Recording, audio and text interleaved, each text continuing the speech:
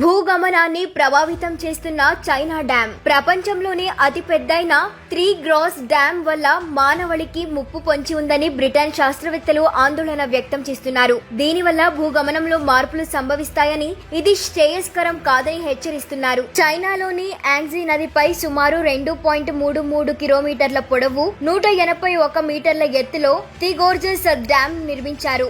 ఇది అందుబాటులోకి వచ్చిన తర్వాత యాంగ్జీ నదిలో పెద్ద మొత్తంలో నీరు నిల్వ ఉన్న కారణంగా భూ పరిభ్రమణ వేగం 0.06 మైక్రో సెకండ్లు తగ్గిపోయిందని అప్పట్లో శాస్త్రవేత్తలు లెక్కలు కట్టారు. అంతేకాకుండా సూర్యుడి నుండి భూమి దూరం 2 సెంటీమీటర్ల మేర దూరం జరిగిందని వెల్లడించారు. దీని ప్రభావం ప్రస్తుతం ఇంకా పెరుగుతుందని శాస్త్రవేత్తలు ఆందోళన వ్యక్తం చేస్తున్నారు. భూమిపై భారీ మొత్తంలో ఏవైనా మార్పులు చోటు చేసుకున్నప్పుడు దాని ప్రభావం భూగమనంపై పడుతుంది. అమెరికా అంతరిక్ష పరిశోధన సంస్థ నాసా కూడా ఇదే విషయాన్ని పదే పదే చెబుతూ ఉంది. 2004లో హిందూ మహాసముద్రంలో భూకంపం సంభవించి సునామీ వచ్చినప్పుడు భూగమనంలో మార్పు స్పష్టంగా కనిపించింది.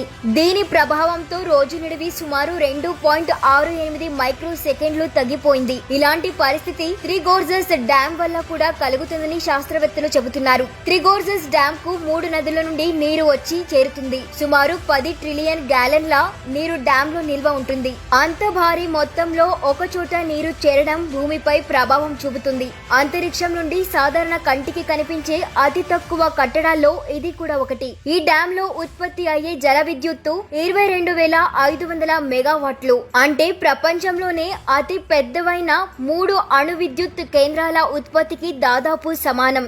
ఈ డ్యాం నీటి నిల్వ కారణంగా భూమి అడుగున ఒత్తిడి పెరిగి భూకంపాలు సంభవించే అవకాశం కూడా ఉంది. ఈ ప్రాజెక్ట్ పనులను 1994లో ప్రారంభించి 2006లో పూర్తి చేశారు. డ్యాం నిర్మాణం కోసమే 114 పట్టణాలను 1680 గ్రామాలను చైనా నేలమట్టం చేసింది. ఫలితంగా 14 లక్షల మందికి పునరావాసం కల్పించింది. యాంగ్జీ నదికి వరదలు వచ్చిన ప్రతిసారి లక్షల మంది నిరాశ్రయులు అవుతూనే ఉన్నారు.